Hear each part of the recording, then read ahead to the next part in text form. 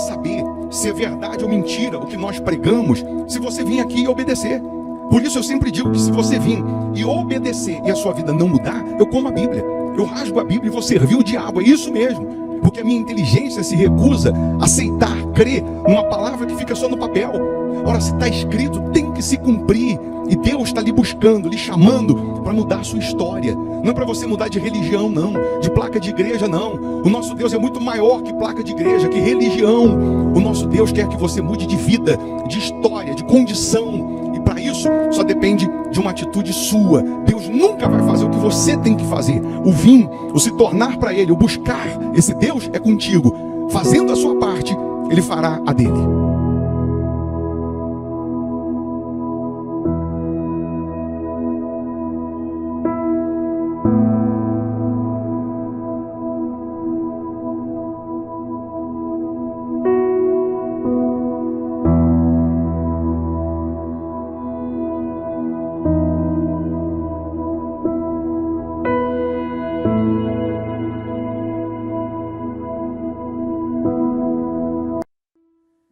Que essa sexta-feira seja uma bênção na sua vida. Eu profetizo e determino que hoje, sexta-feira, seja um dia de portas abertas, de proteção, seja um dia abençoado em todos os âmbitos. Eu lhe convido para orar conosco. Prepara aí a sua caneca com água, ou seu copo com água. Uma vez essa água consagrada, onde ela chegar, ou em quem ela chegar, chegará a força, a cura, chegará a saúde, chegará a bênção de Deus, chegará a força do Pai. Você pode escrever aqui o seu nome de um familiar para oração, ou uma área da sua vida que você está aí precisando de socorro, precisando de ajuda. Ele disse: buscar-me-eis e me achareis quando me buscardes de todo o coração. Então, se você buscar, você vai encontrar. Se você bater a porta, vai abrir. Nós não estamos aqui para falar de religião, placa de igreja. Não, nosso Deus é muito maior que isso. Estamos aqui para falar de um Deus vivo, que quer transformar a sua história, que quer transformar a sua vida. Vamos pedir a Ele para nos guardar, nos abençoar, para nos dirigir, nos orientar. Se possível, feche os olhos, é momento de oração. Em o nome do Senhor Jesus, ó Deus, estamos iniciando o dia na Tua presença, apresentando ao Senhor as nossas primeiras palavras, os nossos primeiros pensamentos. Estamos aqui considerando a Tua majestade, a Tua grandeza, até porque reconhecemos que sem o Senhor nada podemos fazer. Mas também reconhecemos que contigo somos mais que vencedores. Contigo nós saltamos muralhas, desbaratamos exércitos. Contigo nós vencemos toda e qualquer situação. Então agora, meu Pai, toca nessa pessoa que precisa do Teu socorro. Toca agora, curando o doente, libertando o cativo, livrando essa pessoa de toda aflição, perturbação, de todo mal. Que neste momento os principados, potestades, todas as ciladas do mal, em nome de Jesus, sai agora. E que essa pessoa seja livre, seja agora cheia da Tua presença. Aí onde você está, minha amiga, meu amigo, respire fundo. E pela fé você respira a paz. Você respira a presença de Deus. Meu Pai, abençoa essa casa, esse trabalhador, esse pai de família, essa criança, que ela seja protegida pelo Senhor. Abençoa esse país, meu Pai, que no legislativo, no executivo, no judiciário venha predominar a Tua misericórdia, a Tua justiça. Ó, meu Pai, abençoa todas as pessoas que deixaram aqui os nomes para oração, os inscritos no canal. Consagra a água, meu Pai, que ao beberem dessa água recebam saúde física, saúde espiritual. Que essa sexta seja uma bênção. Que essa sexta-feira seja de boas notícias, meu Pai. Seja de portas abertas, meu Senhor. Ó, meu Deus, nós entregamos tudo nas Tuas mãos. Toma a frente. O Senhor é o Deus que vai na nossa frente, endireitando os caminhos tortuosos. quebrando as portas de bronze, despedaçando as trancas de ferro e dando a cada um os tesouros escondidos. Então faça isso. Venha nos honrar, nos abençoar, nos guardar, nos proteger, hoje, amanhã e para todo sempre. E você que crê, diga: eu estou abençoado, em nome de Jesus. Amém. Amém? Que a bênção e o poder de Deus esteja em você. Beba da água crendo que ela já está consagrada. Avenida Amazonas, 1744, fica aqui a Igreja Hospital da Alma, aqui em Belo Horizonte, Minas Gerais. Se geograficamente você mora longe, não dá para vir, aí você participa do culto virtualmente, através aqui do canal no YouTube. Hoje, sexta-feira, 7h30 da noite. Se você mora aqui em BH, região metropolitana, você vem presencialmente. E nesse domingo, 8 da manhã, vamos participar da Santa Ceia. Se você é membro virtual, aí você prepara um pedacinho de pão, um cálicezinho de suco de uva, e na hora da ceia nós vamos consagrar a Deus. Vamos participar pela fé do corpo e do sangue de Jesus. Renovar os nossos votos com Deus. Eu vou deixar aqui uma sugestão de palavra, de pregação. Se você puder ficar um pouquinho mais, mal não vai fazer não, só vai fazer bem. Quando você está forte espiritualmente, caia 1.000 ao seu lado ou 10.000 à sua direita, você não será atingido. Quando você está forte espiritualmente, você ganha imunidade contra o mal. Quando você está fraco, qualquer ventinho te derruba. Qualquer ventinho te deixa gripado, resfriado. É ou não é? Então, se você puder, fica um pouquinho mais. Aí compartilhe também com seus contatos. O que é bom para você vai ser bom para o seu próximo. Não esqueça de deixar o like, um cliquezinho nesse joinha, nos ajuda a evangelizar. Porque o YouTube entende que o vídeo é relevante e ele avisa mais pessoas. Então dá um cliquezinho aí, ajuda aí. Deixa Deus usar esse dedinho seu aí para abençoar. Tá bom? Boa sexta, bom dia, Deus abençoe. Amém. Esse refrão aqui, ele é lindo para cantar. Mas a pergunta é: será que nós estamos fazendo valer a palavra de Deus em nós? Quem olha para mim, quem olha para você, vê que tipo de Jesus? Qual é o Jesus que a nossa vida revela? Qual é o Jesus que a nossa vida ela vem apresentando às pessoas que estão ao nosso derredor? Eu perguntei agora há pouco: quem é Jesus para você? Se você for descrever quem é Jesus, você vai dizer o quê? É claro que nos faltará vocabulário para descrever de fato quem é Jesus. A gente vai usar alguns trechos da Bíblia dizendo que Ele é a nossa estrela da manhã, que Ele é o príncipe da paz, maravilhoso, conselheiro. Nós vamos falar que o Senhor Jesus é o nosso Salvador, é o nosso Rei, é o nosso amado, é o nosso Redentor, é o nosso Senhor, é o nosso amor verdadeiro, ou outros adjetivos que a gente pode usar para descrever quem é o nosso Senhor Jesus, ou quem é o Senhor Jesus para cada um de nós. Mas quem olhar para a gente vai ver que tipo de Jesus. É isso que eu queria que você meditasse, que você analisasse.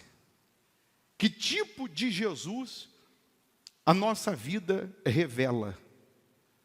Que tipo de Jesus nós temos apresentado aí fora? Você sabe que o diabo, ele, por conta da religiosidade, ele vem impedindo as pessoas de usarem a sua capacidade de raciocínio. E porque o diabo impede a pessoa de pensar, ele a escraviza a um evangelho que não é o evangelho de Jesus. Aí eu vou voltar a bater naquela tecla do que nós estávamos falando no domingo sobre ter 60 milhões de evangélicos no Brasil e 60 milhões de evangélicos que não revelam um verdadeiro evangelho, e por isso o nosso país, mesmo sendo o primeiro país, o primeiro país no mundo onde temos mais cristãos, é o país que mais geme, que mais sofre, é o país que mais vê injustiça, morte, sofrimento, é o país que nós temos só de homicídio, em média, 65 mil homicídios por ano, é onde mais a gente vê o diabo matando, roubando e destruindo. É onde mais a gente consegue se deparar com a ação do diabo correndo à torta e à direita na nossa frente, e nós ficamos meio que inertes, meio que com as mãos atadas, sem fazer nada para mudar tal situação. Aí o evangélico no Brasil, que não, na sua maioria não vive o evangelho, vive escravo de sofismas, vive escravo de jargões. Procura aí na Bíblia para mim, o cair é do homem, o levantar é de Deus. Acha aí para mim na Bíblia. Procura, você que tem aí o seu celular, na chave bíblica, procura aí, o cair é do homem e o levantar é de Deus. Vê se você encontra isso aí para mim. Você não vai encontrar, porque são jargões criados por alguém, e as pessoas, por não lerem a Bíblia, por não se aprofundarem nas Escrituras, elas não conseguem usar a sua capacidade de raciocínio. E não usando a sua capacidade de raciocínio, eu repito, elas ficam escravas de doutrinas criadas pelo homem, que não tem nada a ver com o Evangelho, que não tem nada a ver com a palavra de Deus, com a verdade escrita na Bíblia. Nós acabamos de cantar aqui, pois em meio a tua palavra se fizeram os céus. Tudo se criou, tudo se formou através da palavra de Deus. O maior receio e medo do diabo é que você tenha a sua capacidade de raciocínio despertada e conheça a verdade. Porque aí está escrito, conhecereis a verdade e a verdade vos libertará. Quando a pessoa conhece realmente o que está escrito, ela sabe os princípios da Bíblia, ela conhece a vontade de Deus, ela sabe o que Deus está dizendo, ela não vai se deixar ser escrava da religiosidade. Ela não vai se deixar ser escrava de vãs filosofias. Ela não vai se deixar ser escrava de doutrinas criadas pelo fulano ou pelo beltrano. Você vê que Filipe, ele disse assim para Jesus, Senhor, mostra-nos o Pai. E Filipe estava andando com Jesus e pediu para Jesus mostrar o Pai. Jesus vira para Filipe e diz assim, Filipe, Filipe, quem vê a mim, vê o Pai. Jesus falou para Filipe, eu estou há tanto tempo com você, eu estou andando do teu lado, eu estou vivendo, convivendo com você, comendo com você, e você não conhece o Pai? Quem vê a mim, vê o Pai. Quem vê você, vê quem, afinal de contas? Quem nos vê, vê a quem, afinal de contas? Eu lembro que quando Pedro negou Jesus, disseram assim, mas você estava com ele. Ele disse, eu não. Mas você estava andando com ele? Ele disse, não, eu não. Disseram assim, mas você se parece com ele. Pedro se parecia com Jesus. E nós nos parecemos com quem? Espiritualmente falando. Nas nossas atitudes, na nossa conversa, no nosso andar, no nosso caminhar. Quem vê a gente, será que está vendo o Senhor Jesus? Será que vê o que Ele mandou a gente fazer, ser o sal da terra? Será que nós estamos sendo esse sal que leva sabor ou desperta sede nas pessoas para conhecê-lo também? Porque hoje o ser evangélico virou moda.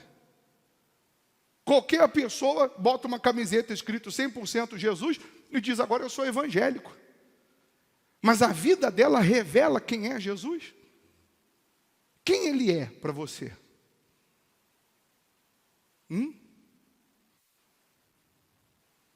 Quem ele é para mim? Quem ele é para você?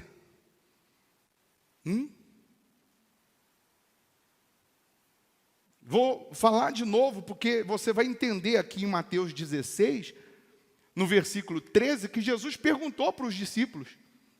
Jesus fez essa pergunta: estão dizendo que eu sou quem? O próprio Jesus fez essa pergunta. E eu vou fazer de novo. Quem ele é? Quem ele é para você?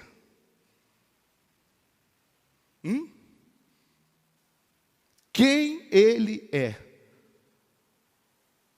Porque quando nós não usamos a nossa capacidade de raciocínio e ficamos presos aos sofismas, à religiosidade, nós não conseguimos mostrar quem ele é através da nossa vida. Aí nós temos visto milhares de pessoas evangélicas que não mostram Jesus através da sua vida. E não culpo essas pessoas, porque na sua maioria não foram ensinadas. Na sua maioria não foram ensinadas a pensar. Para você ter ideia, eu durante 25 anos, os meus últimos 25 anos, e olha que eu tenho só 30, mas, não parece, né? Mas os meus últimos 25 anos, tem muitas coisas que eu li, mas não me aprofundei. Sabe por quê? Porque alguém já entregava meio que mastigado um pensamento, uma filosofia, uma doutrina, baseado naquele versículo, e não precisava eu me aprofundar naquilo ali. Porque quando você começa a se aprofundar na Bíblia, você meio que se liberta de uma série de religiosidade. Você se liberta de tantas coisas que você mesmo fica com raiva de você mesmo, dizendo, por que eu não li isso antes? Ou por que eu não pensei, não aprofundei? Por que eu não pesquisei antes? Por que eu não me envolvi mais com isso? Quantos de nós, por exemplo, que sempre ouvimos e sempre pregamos que Tomé é a referência da incredulidade? Sim ou não? O sujeito é Tomé. Tem que ver para crer. Mas a história de Tomé não se resume a um episódio, que ele, no dia da ressurreição de Jesus, não compareceu na reunião que os discípulos fizeram, e fizeram uma reunião com medo dos judeus, e por ele não comparecer nessa reunião, Jesus aparece nessa reunião para os discípulos, e 4 vezes diz, paz seja convosco, porque quem tem medo não tem paz. E eles estavam reclusos numa única reunião, simplesmente com medo dos judeus. Não era para eles, depois de terem visto o que viram, depois de terem andado com Jesus, depois de terem vivenciado milagres, estarem com medo. E quando esses mesmos discípulos chegam para Tomé e dizem, olha, Jesus apareceu para a gente, ele diz assim, eu só acredito se eu ver a ferida na mão dele. Eu só acredito se eu colocar o dedo na ferida dele. Mas Tomé, nessa sua atitude, ele não estava demonstrando incredulidade. Ele estava apresentando a sua fraqueza. Ele estava sendo macho. Ele estava sendo valente para dizer, eu não acredito. Eu estou mostrando a minha fraqueza, a minha debilidade, que todos nós temos. Tem dia que você acorda não querendo acordar. Tem dia que você não quer ler a Bíblia. Tem dia que você não quer nem vir para a igreja. E nem por isso Jesus deixou de ser Jesus para você. Nem por isso Jesus deixou de ser Deus para você. 8 dias depois, estão os discípulos reunidos. E Tomé também está agora, dessa vez, com eles. E quem aparece? Jesus. Porque Jesus tinha que resolver essa questão em Tomé.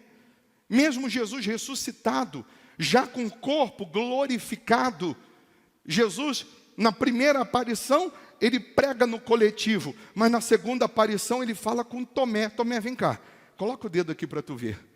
Tomé foi o único que, porque mostrou a sua fraqueza, mostrou a sua debilidade, teve coragem de apresentar uma fraqueza e não se julgar ou se intitular santo, não se intitular perfeito. Foi o único que Jesus chamou e disse, pode botar o dedo para tu ver. E Jesus usou aquela situação para chamar a atenção dos demais, que todos pensavam que Tomé era o descrente da história, mas Tomé estava crendo mais do que os discípulos que estavam com medo dos judeus. Porque quando eu tenho a minha fé fundamentada na palavra de Deus, e esse é o medo do diabo, que você pense, que você use a cabeça, você mesmo já viu o próprio diabo manifestado, injuriado, falando assim, você está levando essas pessoas a pensar. Você está abrindo a mente dessas pessoas. Porque quando uma pessoa abre a sua cabeça com respeito às coisas de Deus, ela deixa de ser escrava do diabo. Ela deixa de ser escrava do pecado, ela deixa de ser escrava da religiosidade, ela deixa de ser escrava dos sofismas. Então você achou o cair é do homem, o levantar é de Deus? Aí na Bíblia? Achou? Porque não tem. Mas a gente sempre ouviu isso. E outros mais, se a gente ficasse aqui falando, nos faltaria tempo. Mas vamos lá em Mateus 16, versículo 13. Indo Jesus para as bandas de Cesareia de Filipe, perguntou a seus discípulos, quem diz o povo ser o filho do homem?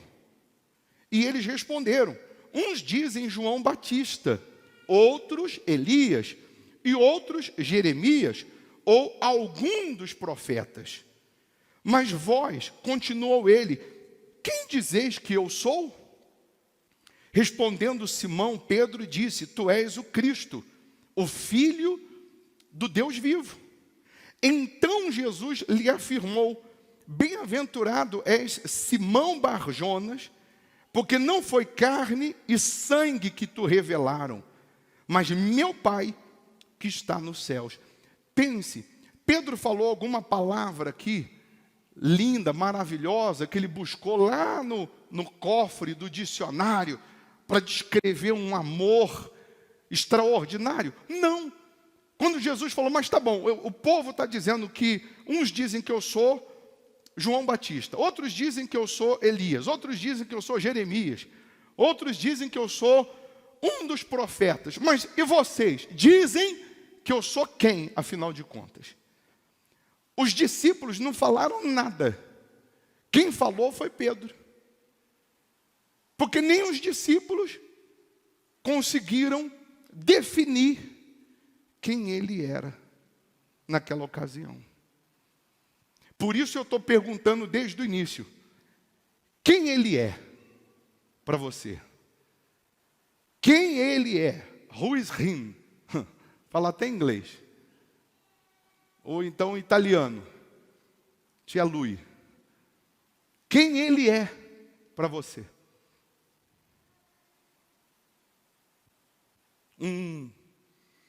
Deus que só está à sua disposição como um mordomo para te atender na hora que você quer? Só isso? Quem ele é?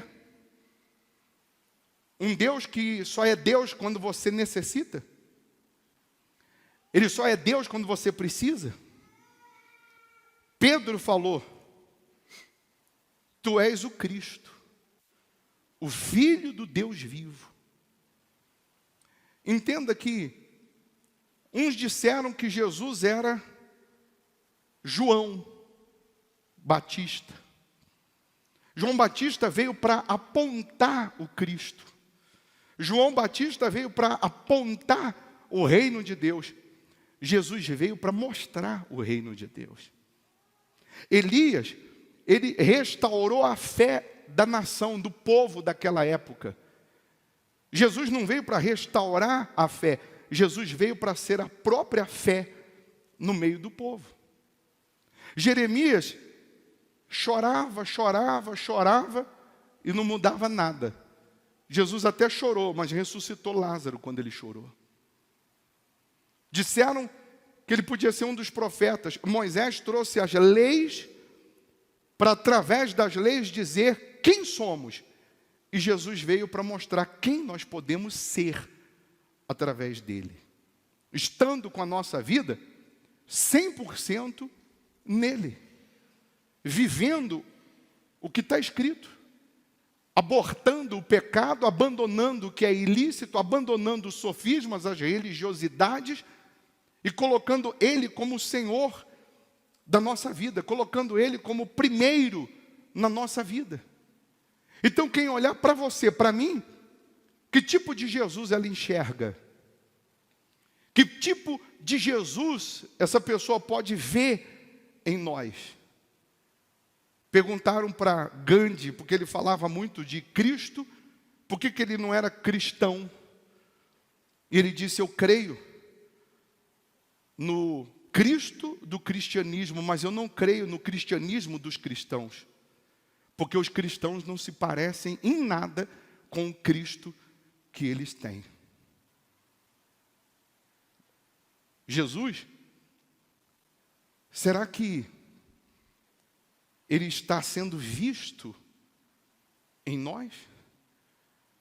Porque quando Ele aparece lá para os discípulos, já ressuscitado, Ele diz para os discípulos, vocês têm uma missão. Vocês vão sair e pregar o Evangelho. Vocês vão sair, não vão se esconder não. E vão passar para as pessoas o que eu ensinei. Você imagina se 60 milhões de brasileiros cheios do sal, cheios do Espírito Santo, fossem a imagem de Jesus. Mostrassem Jesus. Consequentemente, os outros 150 milhões de brasileiros seriam salvos. Iam ter sede, iam ter vontade de querer conhecer Jesus. Mas hoje a gente vê um tipo de cristão completamente contrário, avesso ao que realmente a Bíblia nos ensina. Você vê que hoje, na sua maioria, o altar se torna ou se tornou um tribunal. Na sua maioria, os cristãos são juízes dos outros. Não tem misericórdia, não tem o amor, não tem a compaixão, não tem as características do Pai. Jesus disse para Filipe, eu vou repetir, quem vê a mim, vê o Pai. Mas hoje, a maioria dos cristãos não tem a misericórdia do Pai, não tem o amor do Pai, não tem o zelo, não tem os cuidados do Pai. Mas hoje, a maioria dos evangélicos, dos cristãos, são juízes dos outros. Outro dia a menina escreveu no Instagram, no meu Instagram, que pena, até o brilho que tinha no rosto do bispo Formigoni não tem mais. Estou vendo que ele está apagado. Quer dizer, o que uma infeliz dessa... Como que ela sabe que não tem mais o brilho? Como que essa infeliz pode dizer que não tem mais o brilho? Eu estou fazendo reunião aqui agora, o meu olho deve estar vermelho, porque eu estou morrendo de sono, estou cansado. Então, quer dizer que porque meu olho está vermelho, eu fumei maconha. As pessoas, infelizmente, elas julgam, elas atiram pedras, elas criticam, e eu não condeno essa menina não, coitada. Eu não condeno as pessoas que fazem isso não, porque eu também já fiz isso. Sabe por que eu já fiz isso? Porque não me ensinavam a pensar, não me ensinavam a me aprofundar no que está escrito. Então, infelizmente, a gente é aquela Maria vai com as outras, Porque todo mundo fala, eu também vou falar. Porque todo mundo atira pedra, eu também vou atirar. Porque todo mundo critica, eu também vou criticar. Mas o que o Senhor Jesus aqui, nessa reunião, Ele está tentando fazer conosco? Ele está tentando abrir a nossa capacidade de raciocínio. Ele está tentando fazer a gente pensar, para que a gente seja a imagem dele, e não a imagem dos cristãos, dos religiosos, não a imagem das doutrinas. Mas Jesus está querendo e está tentando fazer com que tenhamos a imagem dele. E quem olhar para a gente verá ele. E quando você tem a imagem de Jesus, ou passa a ser a imagem de Jesus, repito, você não é escravo ou vencido pelos sofismas. Você não é escravo do que pessoas acham, do que pessoas pensam. Você não está nem um pouco preocupado com o que os outros vão pensar, com o que os outros vão dizer, se vão jogar pedras, se não vão. O que você quer é mostrar Jesus através das suas decisões, através das suas atitudes. Nós não podemos ser desprovidos de inteligência. Nós temos que usar a nossa capacidade para pensar. Hoje, infelizmente, as pessoas, elas estão presas a coisas e a pessoas, e não estão com a sua vida 100% no altar. Você vê que o que tem de gente que conhece a Bíblia, mas a Bíblia não é palavra de Deus para ela, é só um livro, porque isso aqui só passa a ser palavra de Deus para mim quando eu pratico. Quando eu não pratico, isso aqui não é palavra de Deus, é só um livro. O que tem de pessoas que conhecem a Bíblia e são infiéis no pouco, no dízimo, por exemplo. Ela vive dando desculpas para não devolver os primeiros 10%. Porque ela considera o dízimo, ela considera os primeiros 10% como algo material. Ela vê o valor monetário, ela não vê o valor espiritual. Ela não entende que aquela devolução do dízimo é o reconhecimento do Senhor Jesus, é a prova de que Jesus é o primeiro na vida dela. Independente se aquele dízimo vai ser ou não usado na obra de Deus, o que vai ser feito ou não vai ser feito com aquele dízimo, mas ela devolve a Deus reconhecendo o senhorio de Jesus. Então essas mesmas pessoas que atiram pedra nas outras, essas mesmas pessoas que criticam a fé das outras, na sua maioria estão em falta com Deus. Na sua maioria não estão vivendo nada do que está escrito. E Jesus perguntou para os discípulos e está perguntando para a gente: você diz que eu sou quem, afinal de contas? Quem eu sou para você? Aí você vai dizer: o Senhor é o Cristo, é o Filho do Deus vivo. Mas será que nós estamos nos rendendo, nos entregando 100% a Ele? Será que nós estamos matando a nossa vontade, a nossa carne, para fazer a vontade dEle? Será que nós estamos sepultando o nosso querer para agradá-lo? Aí ele conclui dizendo para Pedro: também eu te digo que tu és Pedro, e sobre esta pedra edificarei a minha igreja, e as portas do inferno não prevalecerão contra ela. Dar-te-ei as chaves do reino dos céus. O que ligares na terra terá sido ligado nos céus, o que desligares na terra terá sido desligado nos céus. Então advertiu os discípulos de que a ninguém dissessem ser ele o Cristo, porque cada um tinha que ter a sua experiência própria. Jesus, ele entrega nas mãos de Pedro as chaves, dizendo: você tem acesso ao céu. Porque você me reconhece como Cristo, você tem acesso ao céu. E hoje, infelizmente, as pessoas, não é que você não tem que buscar o milagre, não é que você não tem que buscar o sobrenatural, você tem que ter a sua vida abençoada em tudo. Mas você não pode ter o seu coração em nada aqui embaixo.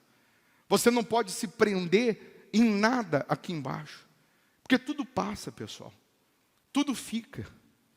Só uma alusão, o sujeito riquíssimo, ele sonhou que ele estava indo para o céu, só que no sonho o anjo disse para ele que ele não podia levar dinheiro para o céu. E o homem, preso a dinheiro, apegado a dinheiro, ele disse para o anjo: dinheiro eu não posso, não, Mas eu posso levar outra coisa, então, no lugar de dinheiro? Eu posso levar um outro material valioso no lugar de dinheiro? E o anjo disse, pode. E ele pega uma mala, enche de ouro, e chega na porta do céu para entrar. O anjo fala, deixa eu ver o que tem na mala. Aí ele abre a mala cheia de ouro, e o anjo disse, você trouxe asfalto para o céu? Porque aqui no céu as ruas são de ouro. O asfalto aqui é ouro. Você fez um esforço tremendo lá embaixo para trazer asfalto para o céu. Então você se prende, se mata aqui embaixo por aquilo que lá no céu é asfalto. Todo tesouro, todo ouro desse mundo é nada comparado às ruas que tem lá de ouro. Então quem é Jesus para você? Porque se ele de fato for o Filho de Deus, for a pessoa mais importante na sua história, na sua vida, você é capaz de abandonar o que tem que abandonar, deixar o que tem que deixar, para jamais perder o Senhor Jesus.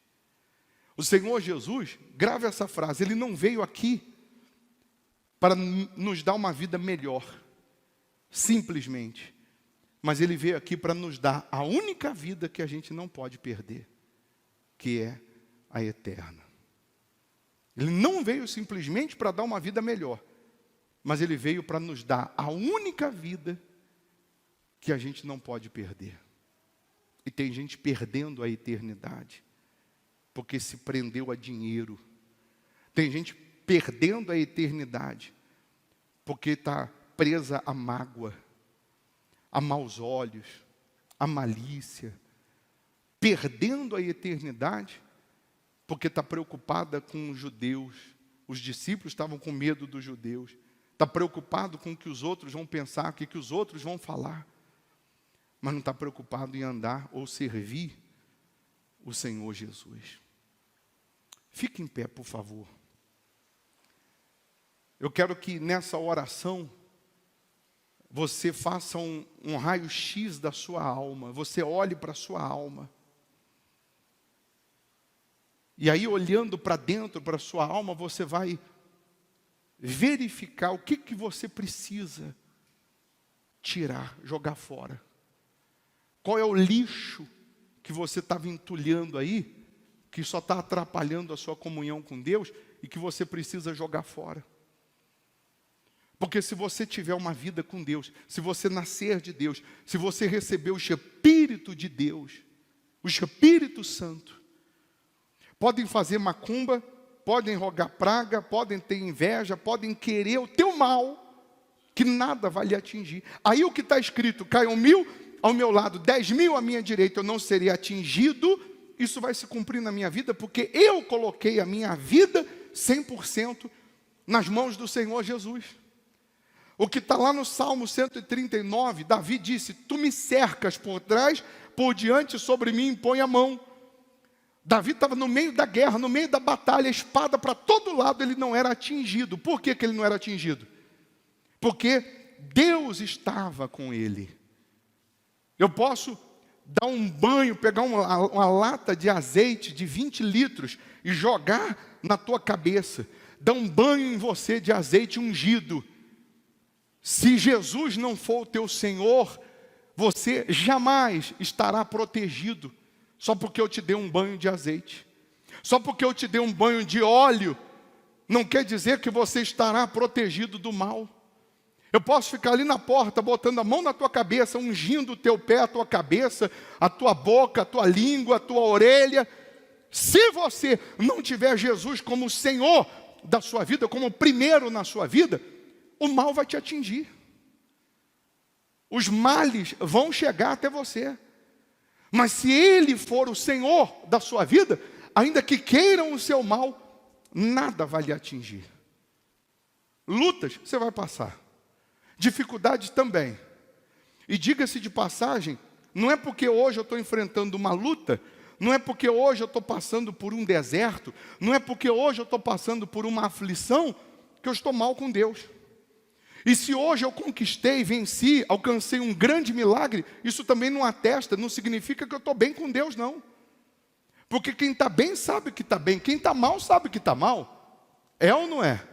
Mas você não pode julgar a sua vida espiritual pelo que está acontecendo.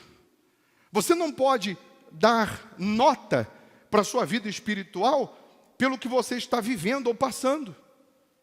Paulo e Silas, eles estavam pregando, e aí daqui a pouco ele liberta lá uma mulher adivinhadora, endemoniada, e porque ela dava lucro para os seus senhores, esses seus senhores ficaram injuriados e prenderam Paulo e Silas. Aí Paulo e Silas, a Bíblia diz que além de estarem presos no calabouço, acorrentado ainda com correntes, à meia-noite cantavam e oravam, e cantando e orando, acontece um grande milagre. A Bíblia diz que as cadeias caem das mãos, as correntes caem das mãos, as portas da prisão são abertas. Aí alguém diz assim, olha, com louvor, cantando, você consegue abrir portas. Mas aí, o que acontece quando a porta se abre? Quando as cadeias caem das mãos de Paulo e Silas? Eles não saem da prisão. Nem toda porta que abre é para você passar por ela. Eles continuam lá dentro.